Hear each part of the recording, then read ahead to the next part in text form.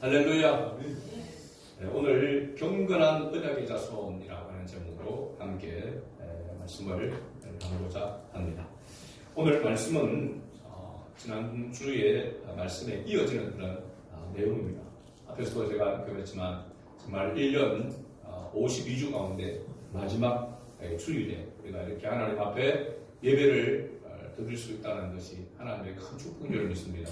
여러분 아신지 모르지만 오늘 아침 9시 몇 분에 무안공항에서 비행기가 착륙하면서 이렇게 사고가 나서 170 몇 명 가운데서 승객 1명과 승무원 1명이 구조되고 아마도 나머지 전체가 사망하게 되는 그런 지금 사고가 일어났습니다. 그래서 비행기 꼬리 부분만 빼고 전체가 완전히 다 타버리는 그런 끔찍한 지금 사고가 나왔습니다.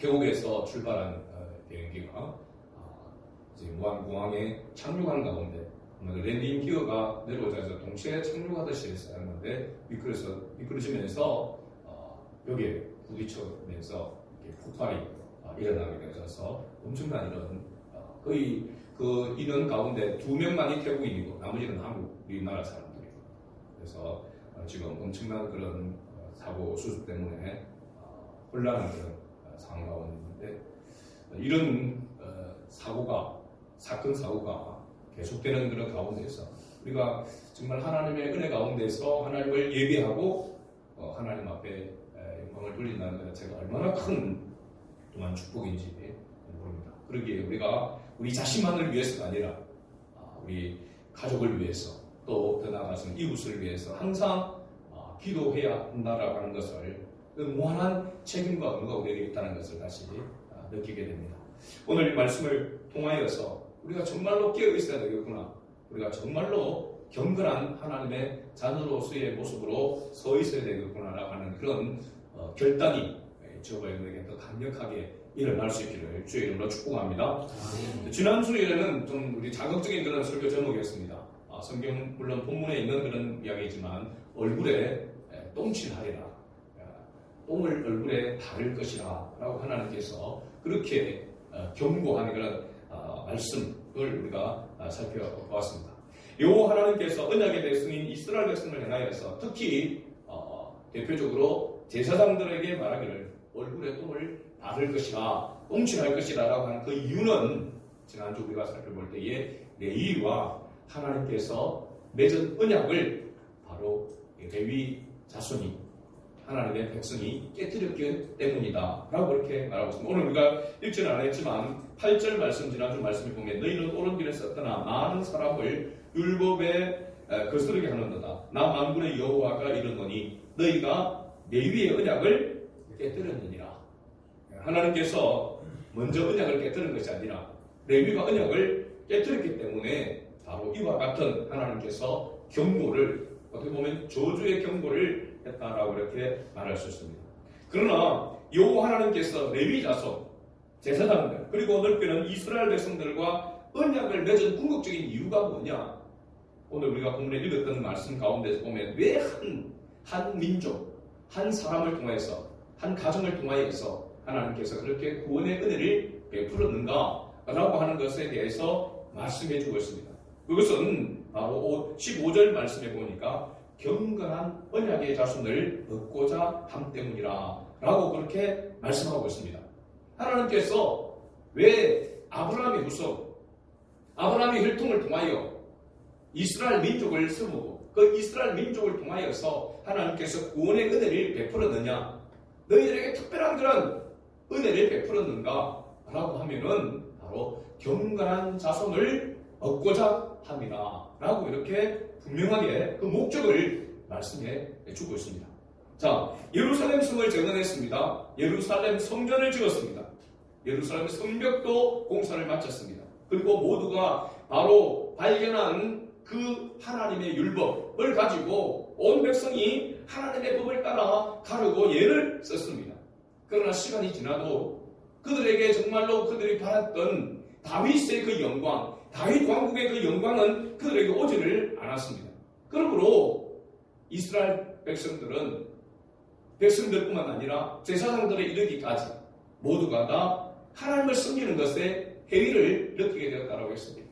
그리고 그들이 하나님 앞에 드리는 제사를 번거롭게 여겼다라고 이렇게 말하고 있습니다. 그리고 총독도 받지 않을, 총독도 기뻐하지 않을 그러한 제물을 하나님 앞에 엉터리 제물을 흠있는 것을 드렸던 그러한 모습이었습니다. 그것이 다 어떻게 보게 되면 어디에서부터 이와 같은 모습들이 나왔는가? 오늘 11절 말씀을 보면 유다는 거짓을 행하였고 이스라엘과 예루살렘 중에서는 가증한 일을 행하였으며 이렇게 말합니다.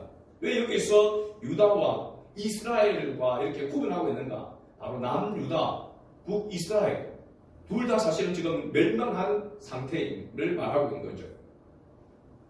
북이스라엘은 아수르에 의해서 멸망을 당했습니다. 그래서 북이스라엘은 아수르가 혼합 정책, 혼합이라고 하면 이게 뭐라고 표현을 해야 될까요? 뭐라고 해야 될까요? 다른 나라의 포로를 끌고 와서 이 북이스라엘 사람들과 강제로 결혼을 시켜서 그래서 혼합이 되어지는 혼족을 만드는 거죠. 혼족. 그래서 이스라엘의 순수한 그 혈통을 완전히 무너뜨리게 된 거죠. 그나마 남유다는 바벨론에 의해서 멸망을 당하고 바벨론에 많은 포로로 끌려갔습니다. 70년 동안 포로 생활을 하고 돌아왔습니다. 그래도 남유다는 순수한 그 혈통을 유지해 오고 있었습니다. 오늘 우리가 11절 말씀을 보면 유다는 거짓을 행하였고 이스라엘과 예루살렘 중에서는 가증한 일을 행하였으며 그 다음에 같이 읽어봅니다. 유다는 여호와께서 사랑하시는 그 성별을 욕되게 하여 이방신의 딸과 결혼하였으니 마지막 어떻게 보면 포로와 같은 그 남아있던 유다 백성들마저도 그들이 스스로 하나님께서 그들에게 어떻게 보면 순수 그 혈통을 이은 가도록 하던 그조차도 무너뜨리게 되었다라고 이렇게 말하고 있습니다. 결국 이방신의 딸과 결혼하는 것으로 나타났습니다. 사실 이렇게 노골적으로 하나님을 떠나게 된 하나님의 법을, 하나님의 말씀을 떠나게 된 이유는 그들이 어떤 성적으로 그것을 해결하기 위해서 이방신의 딸과 결혼한 것이 아니라 첫 번째 가장 근본적인 문제는 만몬이었습니다. 만몬이 뭡니까? 돈입니다. 돈. 물질을 말하고 있습니다. 물질. 만몬, 돈, 물질 때문에 그들이 이와 같은 모습으로 나아갔던 것입니다. 이건 뭐냐면 하나님의 택한 백성임에도 불구하고 그들은 하나님 한 분만으로 만족하지 못했다는 겁니다. 그러니까 우리가 그렇게 포로 생활하고 돌아와서 성전도 짓고 성벽도 해서 다시 이스라엘을 재건해서 나아가는 가운데 하나님을 잘 섬기려고 힘쓰고 애씀에도 불구하고 하나님은 그들에게 이스라엘의 영광, 다윗의 영광을 주시지 않았다는 겁니다. 그런데 하나님을 알지 못하는, 하나님에 대하여 알지 못하고 하나님을 섬기지 않는 이방인들은, 이방 족속들은, 가나안 족속들은 자기들보다도 훨씬 더 풍족하게 살아가더라는 겁니다. 자기들 보니까 자기들은 하나님만 바라보고 하나님을 섬기고 하나님 앞에 제물을 드리고 그렇게 열심히 나름대로 하나님을 섬긴다고 이렇게 하는데 돌아보니 하나님께서 자기들이 원하는 대로 복을 주지 않는다는 겁니다. 그런데 이방신들을 섬기는 이방 족속들은 하나님을 섬기지 않는데도 불구하고 그들은 풍요를 누리면서 살아가더라는 겁니다. 그래서 어떤 마음을 가지게 되느냐? 좋다. 우리가 하나님을 떠날 수는 없다. 하나님께서 우리를 택했으니까. 그러나 저 이방신을 섬기는 신도 우리가 섬겨서 같은 값이면 좋은 게 좋다고 우리도 하나님도 섬기면서 풍요를 누렸으면 좋겠다. 그래서 그들이 선택한 것이 뭐냐면 그러면 우리가 이방신을 섬기려고 하면 이방신을 섬기는 딸들을 데려와야 되는데 여러분 유다인들이 어떻게까지 나아가냐면 자기 아들을 이방인을 섬기는 그 이방인들의 딸과 결혼시킨 것이 아니라 오늘 말씀해 보면요 자기 아내를 버리고 이방신의 여인의 딸을 취하여서 자녀를 생산하고 그리고 그들이 그 이방신을 섬기면서 그들의 신이 줄 그 복을 누리겠다라고 이렇게 한 것입니다. 엄청난 하나님의 백성으로서의 타락이죠. 그러니까 성적 타락이 아니라 그 이전에 뭐 타락이냐면 만문이즘이 그들의 마음을 사로잡았다는 겁니다. 하나님 한 분만으로 만족하는 그 하나님의 백성의 모습이 아닌 우리도 이방인들처럼 풍요롭게 넉넉하게 살아갔으면 좋겠다라고 하는 그 마음이 그들을 지배하게 되어질 때에 하나님의 법을 버리게 됐던 것입니다. 그래서 엉터리 재물을 하나님 앞에는 드리고 그러면서 자기들은 풍요를 누리고자 했다라고 하는 사실입니다. 여러분, 이런 모습이 오늘 이 시대를 살아가는 우리의 모습에 비춰볼 때에 우리 가슴을 뜨끔하게 하는 모습이 아닙니까? 여러분, 하나님 한 분만으로 만족합니까? 하나님만을 위해서 살아가고 있습니까?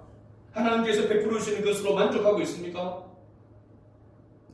교회를 10년, 20년 다녀도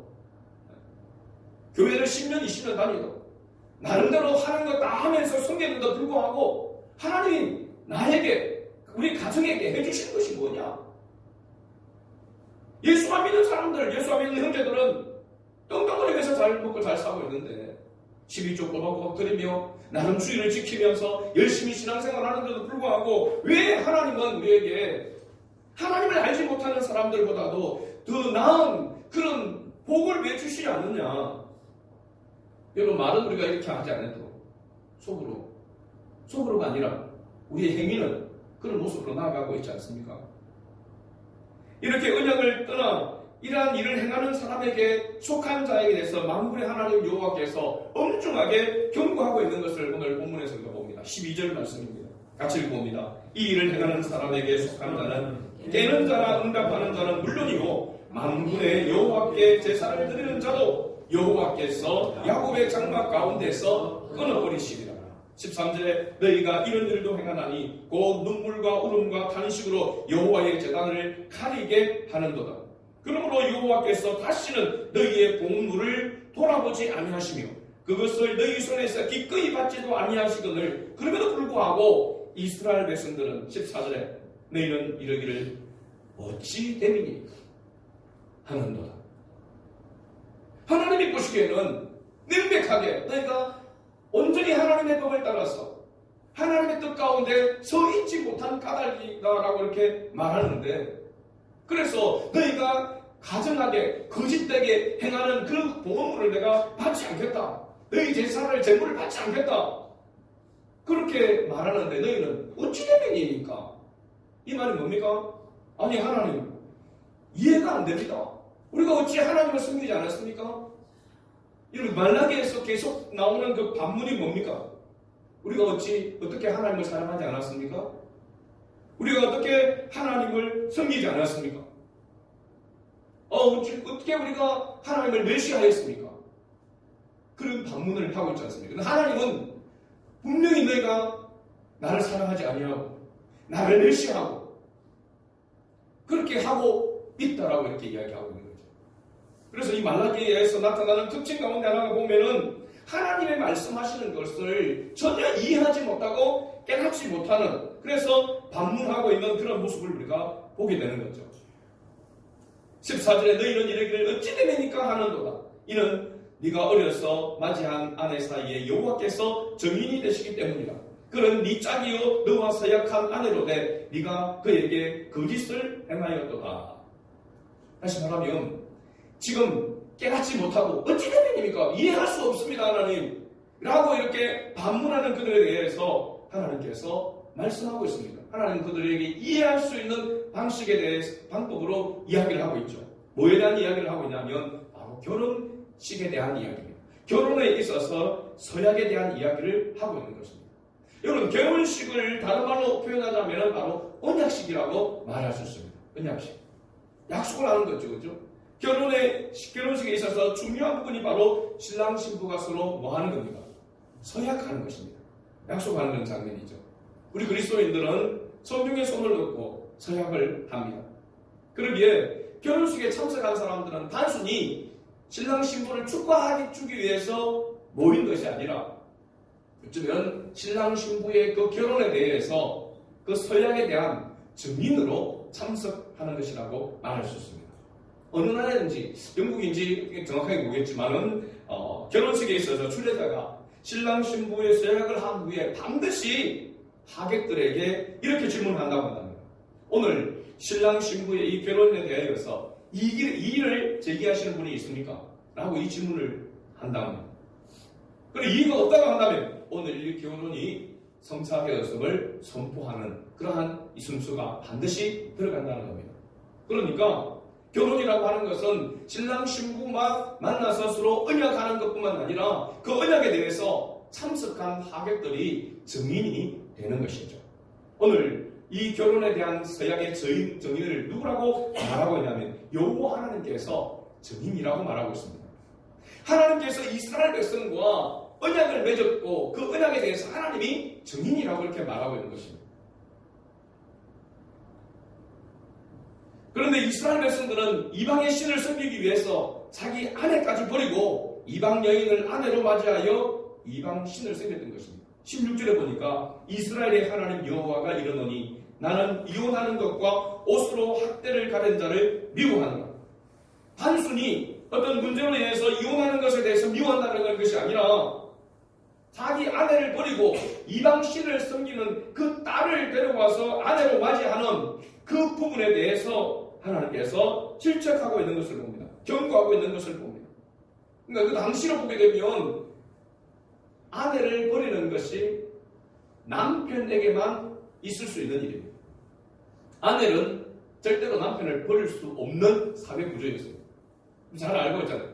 아내는 선택권이 없었습니다. 예수님 당시만 하더라도 여자와 아이들은 숫자 안에 숫자도 들어가지 않았습니다. 엄청난 조선시대, 우리 조선시대보다도 더 가부장적인 시대였습니다. 그러면 누가 아내를 버렸느냐? 남편이 아내를 버렸다라고 하는 사실. 남편이 왜 아내를 버렸습니까? 이방신을 섬김으로 말미암아 그들이 누리는 그 풍요를 누리기 위해서. 아마 이렇게 변명할 수도 있을 것입니다. 다 우리 가족이 잘 먹고 잘 살기 위해서 내가 그렇게 했다라고 이렇게 말할 수 있습니다. 그러나 하나님께서 분명히 미워하신다라고 이렇게 말씀하고 있는 것을 봅니다. 남편이 아내를 버리는 이런 경우가 지금도 마찬가지겠지만은 요즘 보면은 세금 문제 때문에 또 어떻게 보면 정부에서 주는 혜택 때문에 이게 서류상으로 이혼하는 그 행정적인 이혼을 하는 그런 가정들이 많이 있다라고 합니다. 청약 저축 이렇게 해가지고 아파트 이런 당첨, 그죠? 그런 것 때문에 그런 경우도 비일비재하게 일어나고 있습니다. 저도 그런 본 적이 있습니다. 우리도 여러분들 아시는 분은 아시겠지만 제가 첫 번째 주례를 했는데, 그죠? 결국은 세금 때문에 때문에 서류상으로 이혼을 한다고 하더니만 마지막에 결국은 진짜 이혼을 해버리더라고요. 그러니까 여러분, 우리 그리스도인들은 아무리 어려워도, 아무리 무슨 정부의 혜택이 많고, 아무리 그런 어떤 혜택이 있다고 하더라도, 여러분, 서류상의 이혼이니, 이런 행정적인 이혼이니, 여러분 생각도 하시지 마시기 바랍니다. 하나님 결코 기뻐하지 않습니다. 여러분, 성경을 보면은 창세기부터 요한계시록까지 일관되어지게 하나님께서 말씀하시는 이야기가 있습니다. 그 이야기는 바로 결혼 이야기입니다. 결혼 이야기. 아담과 하와부터 시작해가지고 요한계시록에 이르기까지. 사실은 보면 이 결혼 이야기, 가정에 대한 부분을 이야기하고 있습니다. 아담과 하와가 하나님이 만들어준 그 가정 공동체를 죄로 말미암아 불순종으로만 깨뜨리게 될 때에 그 근본적인 회복이 언제 일어납니까? 요한계시록에서 어린 양이신 신랑 되시는 예수 그리스도를 맞이함으로 말미암아 영원한 하나님의 나라 혼인 잔치에 들어가는 것으로 성경이 마무리되고 있는 것을 봅니다. 하나님이 주신 가정, 그 가정을 통하여서 하나님은 하나님과 우리의 관계를 보여주기를 원하시는 것이죠. 그래서 이 땅의 부부 가운데서는 온전한 부부가, 완전한 부부가 있을까요, 없을까요? 살아본 사람은 알 겁니다. 그렇죠? 완전하게 만족을 주는 남편 없습니다. 완전하게 만족을 주는 아내 없습니다. 왜 하나님께서 가정을 허락하시고 그 가정에서 남자 여자가 한 몸을 이루고 해서 가정을 이루도록 하셨는데 왜 서로 온전한 만족을 얻을 수가 없을까요? 뭐 때문일까요? 근본적으로는 죄 때문입니다. 죄성을 가지고 있죠. 이기적이고 자기중심적인 그런 마음과 생각을 누구나 가지고 있기 때문에 아무리 잘해줘도 아무리 한다 하더라도 만족 못하는 겁니다. 아무리 초밥을 막 해주고 아무리 뭘 잘해준다 하더라도 아무리 돈을 많이 벌어준다 하더라도 아무리 장동건 같지만 잘생겼다 하더라도 그래도 만족을 못하는 거예요. 100% 만족할 수가 없는 것입니다. 왜 하나님께서 100% 만족할 수 없는 그런 가정을 부부를 허락하셨을까요? 완전한 분이 있기 때문에 그렇습니다. 완전한 신랑 되신 예수 그리스도가 있기 때문입니다. 그래서 남편에게 만족하지 못할 때, 아내에게 만족하지 못할 때에 항상 기억해야 될 것이 신랑 되신 예수 그리스도가 나에게 온전한 만족을 줄 수 있는 분이라고 하는 것을 깨닫도록 하는 것입니다. 그래서 꼭 그건 아니지만 남편이 일찍 신랑을 주고 남편이 일찍 애를 많이 먹이는 사람들 가운데 아내가 신앙이 좋은 분들이 많습니다. 이해가 잘 안 되시나요? 빨리 신랑을 했다는 거죠. 그래서 역시 예수님밖에 없다. 제 아내도 마찬가지입니다. 예수님 때문에 산다. 이런 걸 이야기를 하잖아요. 저도 마찬가지인 것 같습니다. 누구나 할 것 없이 그런 고백이 있을 거예요. 그런데도 불구하고 남편에게 실망을 했는데도 불구하고 아내에게 실망을 했는데도 불구하고 예수님을 더 사랑하고 예수님을 향한 믿음이 더 충만하지 못하는 사람은 무슨 이유일까요? 아직까지 남편이 더 잘해줄 거라 기대하고 있는 사람. 언젠가는 철들겠지. 언젠가는 나에게 더 만족함을 주겠지. 라고 기대하고 있는 사람. 또 아니면은 다른 남편을 기대하고 있는 사람. 누구가 할 것입니다. 무슨 말이냐면 아무리 잘해주고 아무리 완벽하다라고 하는 우리는 한 번도 싸운 적이 없다는 사람도 100% 만족할 수 있는 사람이 없다는 사실입니다. 이걸 인정해야 한다는 사실입니다. 그래서 신랑 되신 예수님을 바라보도록 하기 위해서 하나님께서 이 완벽하지 못한 가정을 사실 허락한 것입니다. 그것을 통하여서 누굴 바라보라고? 예수 그리스도를 바라보라고. 그래서 요한계시록의 마지막 부분에 가서 보면은 예수님과 함께 영원한 혼인잔치에 들어가는 것입니다. 다시 죽은 남편과 죽은 아내와 다시 만나가지고 혼인잔치에 들어가는 것이 아니라 예수님과 함께 혼인잔치에 들어간다니까. 그러면 하나님 나라에 가서 완전한 남편을 만날 하나님 나라는 완전한 남편은 예수님밖에 없습니다. 제가 아무리 막 시골 닦고 성경을 보더라도 다시 내 남편이 완전하게 돼가지고 그 남편과 살더라 그런 성경은 없더라고요. 하나님 나라는 지금 남편이 아니라 여러분 그러니까 걱정하지 마세요. 또 이 땅에 있는 남편과 다시 살지 않는답니다. 네. 얼마나 큰 위로입니까? 대부분의 사람들이 그렇게 얘기하더라고요. 또 다시 정신없는 사람은 다시 태어나도 그 남편하고 살겠다라고 얘기하는 사람이 있는데 이유를 물어보니까 다 똑같은 놈이니까 또 다시 만들어서 또 훈련시켜서 살아가기 힘드니까 그냥 산다 이렇게 이야기했다잖아요. 여러분 오늘 말씀 가운데서 굉장히 중요한 부분이 바로 저는 뭘 이야기하고자 하냐면은 경건한 자손에 대한 이야기입니다.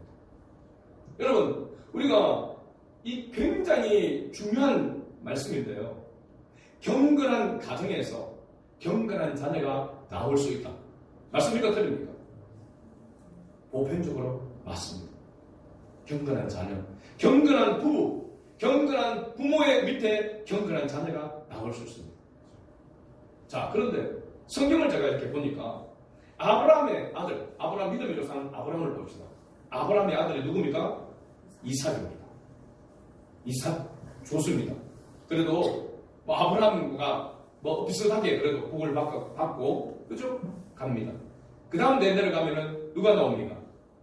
야곱이 나옵니다. 야곱이 나오기 전에 이삭의 아들 또 누가 있었습니까? 쌍둥이 형 에서가 있었습니다.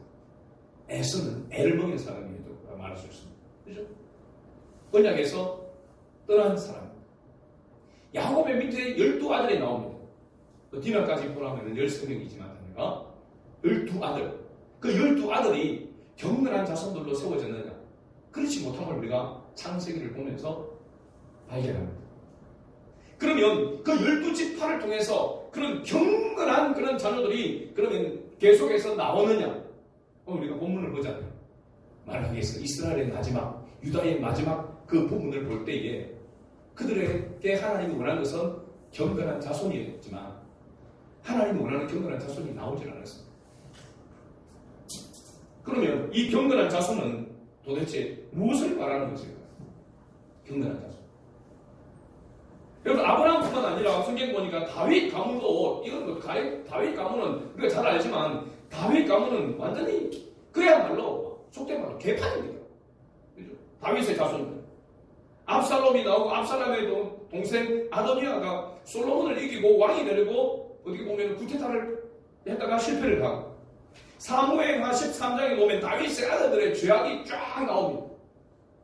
어떻게 믿음의 사람 하나님이 마음에 합하다고 한 이 다윗의 자녀들조차도 왜 이렇게 죄악된 이런 자들이 나옵니까? 그것뿐만 아닙니다. 엘리의 제사장의 가문에 나왔던 엘리의 가문에 홈리와 비느하스 제사장의 자녀들이었지만 아들들이었지만은 하나님을 멸시하고 엉터리 제사를 드리면서 진노를 받았던 자녀들. 여러분 목회자의 자녀는 다 경건할까요? 아닙니다. 목회자 자녀 가운데서도 알코올 중독자가 있고 목회자 자녀 가운데서도 완전히 인간 말종과 같은 그런 사람들도 있습니다. 장모님, 권사님, 집사님. 여러분 목회자나 장모님이나 권사님이나 집사님이나 성도나 하나님 앞에서 다 똑같습니다. 목사님의 자녀가 장로님의 자녀가 자기 자녀는 똑같습니다. 그 어느 누구도 부모가 경건하다고 해서 자녀가 당연히 경건할 것이다. 맞지 않습니다. 그러면 뭐 경건하게 살아갈 필요가 없나요? 아니죠. 부모가 경건해야 자녀에게 좋은 영향력을 끼칠 수 있는 것은 틀림없는 사실입니다. 경건한 부모가 되도록 힘쓰고 애써야 될 줄로 믿습니다. 더 나아가서 경건한 자녀들이 세워지도록 위해서 기도하는 것은 우리가 죽을 때까지 해야 될 기도 제목 가운데 하나입니다. 그런데 놀라운 것은 이 경건이 우리를 경건한 자녀가 될 수 있도록 만드는 것은 아니라고 하는 사실입니다. 그러면 이 경건한 자손을 하나님께서 보기를 원하고 그 경건한 자손을 이스라엘 백성을 통해서 하나님 보기를 원하는데 그 경건한 자손이 누구냐는 것입니다. 경건한 언약의 자손. 바로 예수 그리스도를 말하고 있습니다. 예수 그리스도만이 경건한 자손이라고 하는 것입니다. 완전하고 온전한 분이라고 하는 것을 말해주고 있습니다. 그러면 그 예수 그리스도를 통하여서 구원함을 받는 경건한 자손 오늘 우리가 나올 수 있다라고 말하고 있습니다. 사람들이 가지고 있는 경건함이 경건한 자손을 내는 것이 아니라 예수 그리스도를 통해서만 경건한 자가 나올 수 있다라고 말하고 있는 것이죠. 그래서 예수 그리스도만이 답이다라고 이렇게 말하고 있는 것이죠. 제가 최근에 목사님을 만났는데 좀 오랫동안 신앙생활을 하지 않는 가운데 목회를 떠나 있는 목사. 다시 목회를 이제 하려고 하는 그런 가운데 있는데 제가 이야기를 같이 나누면서 깜짝 놀랐습니다. 어떤 부분이냐면 그래도 믿음으로 살아가야 된다.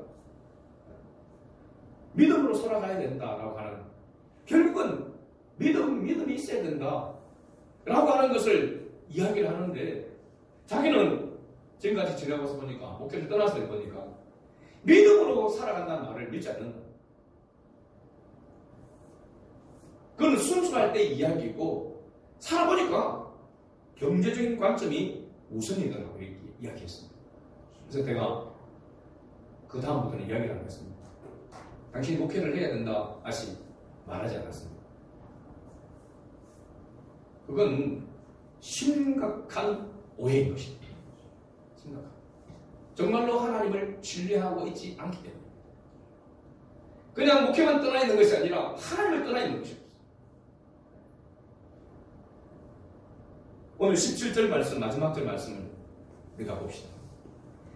이 말씀은 경건한 자들, 예수 그리스도만이 경건한 하나님의 자녀, 경건한 자를 만들 수 있다라고 하는 그 말씀인데, 17절 말씀 같이 봅니다. 너희가 말로 여호와를 괴롭게 하고도 이르기를 우리가 어떻게 여호와를 괴롭혀 드러나이까 하는도다. 이는 너희가 말하기를 모든 악을 행하는 자는 여호와의 눈에 좋게 보이며 그에게 기쁨이 된다 하며, 또 말하기를 정의의 하나님이 어디 계시냐 함이니라.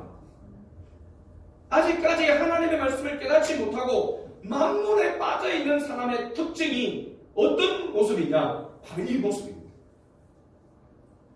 하나님 한 분만으로 만족하지 못하고 있는 자의 특징의 모습이 바로 여기 있습니다.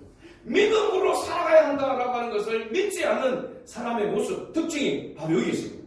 모든 악을 행하는 자는 여호와의 눈에 좋게 보이고, 악을 행하는 자가 여호와의 눈에 좋게 보이겠습니까? 보일 리가 없습니다. 하나님 악을 심판하지 않습니까? 벌하지 않습니까?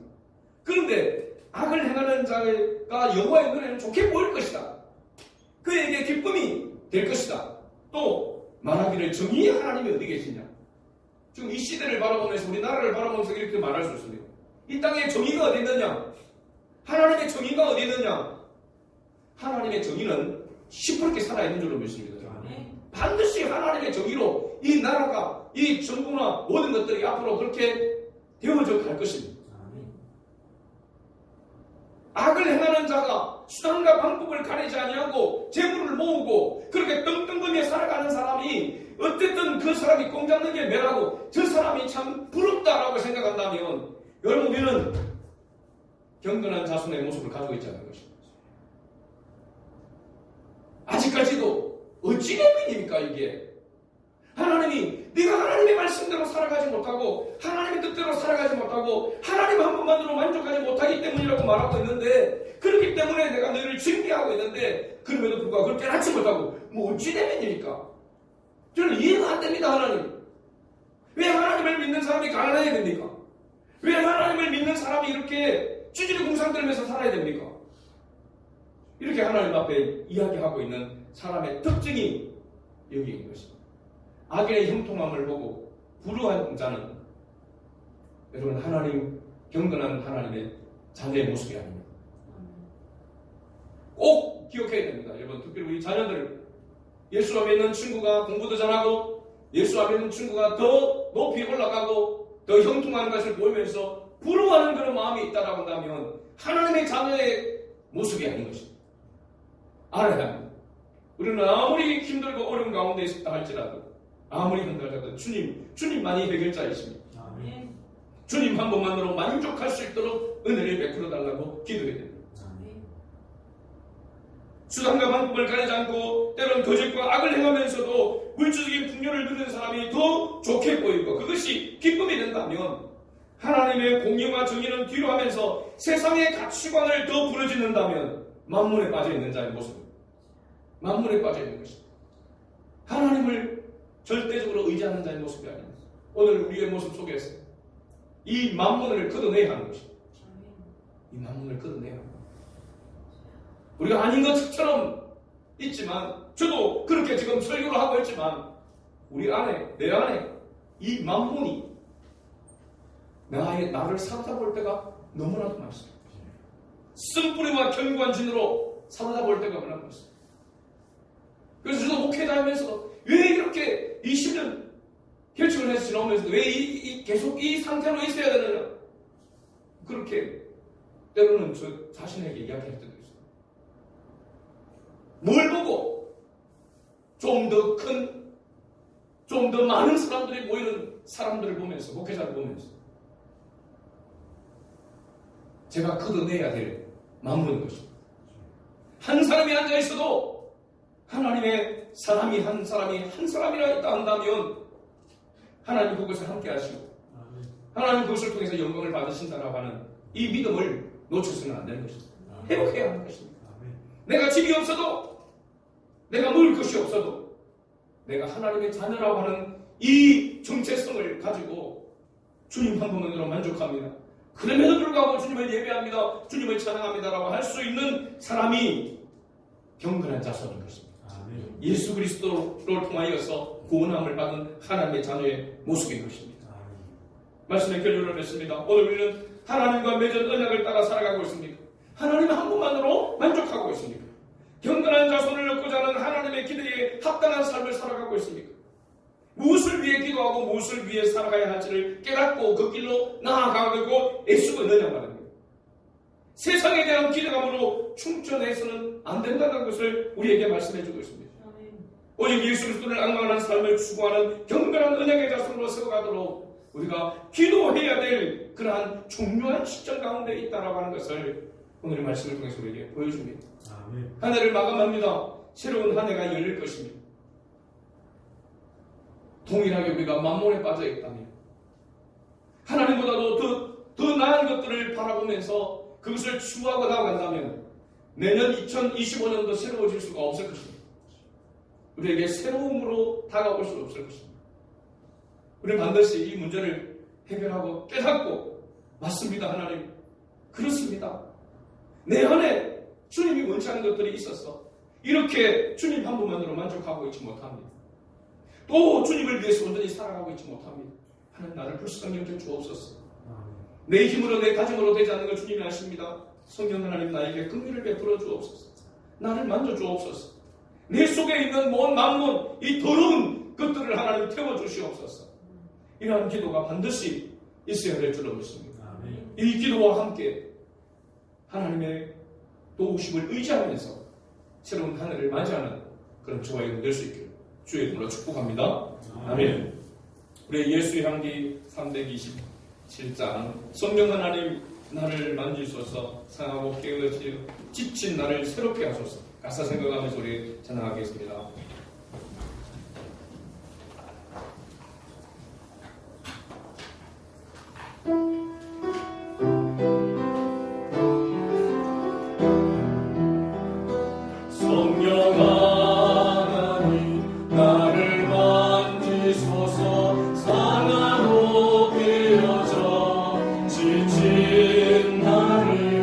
새롭게 하소서. 성령의 바람